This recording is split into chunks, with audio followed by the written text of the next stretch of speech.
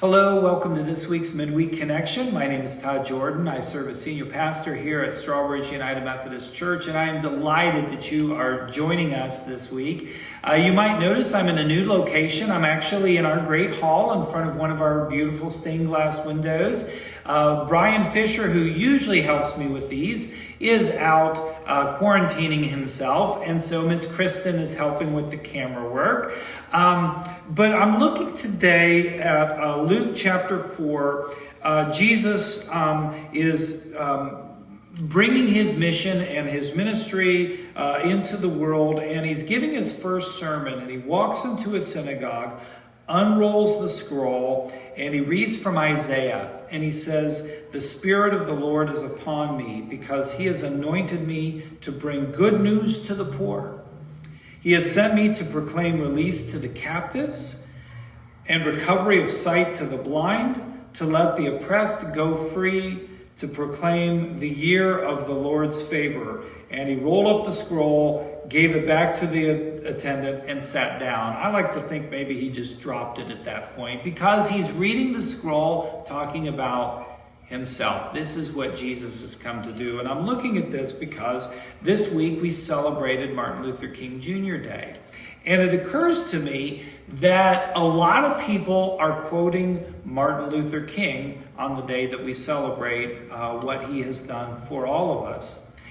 And here's my challenge for you all. Go deeper.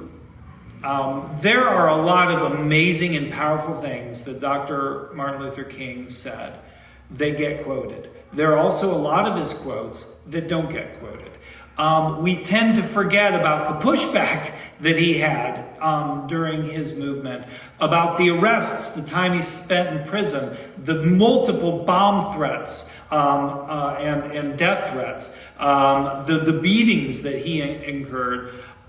So we forget that there are a lot of people that are quoting him today that would not have liked him during his actual movement. And so here's what I'm asking you to do: two things to truly honor the work that this man did for all of us.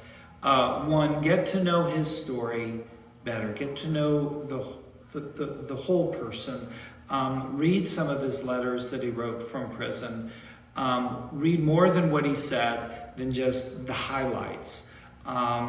There was more to his dream than just a dream. There's a lot of work that needs to be done still. The second thing I'd like for you to do, if you are white, find someone who is black. If you're black, find someone who is white and share a little bit about your experience. And if you're white, I would like you to listen for the experience that your friend has. And if you know them well enough and have that relationship, have them share with you a little bit about their own experience with racism. And thank them for it. And when they share with you, don't judge, don't defend, don't apologize, just listen. Let them share and hear what they have to say. One of the trainers that worked with my son and now works with my daughter, who happens to be black, shared with me a story just at random a few weeks ago, and it was remarkable. And he shared it with me because he's grown to trust me.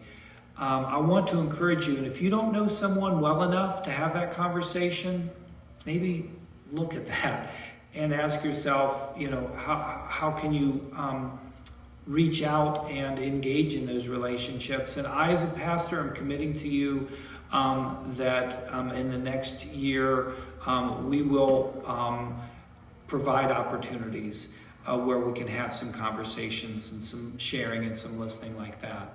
At any rate, thank you so much for all that you are doing to promote God's peace and to be about the ministry that Jesus came to do.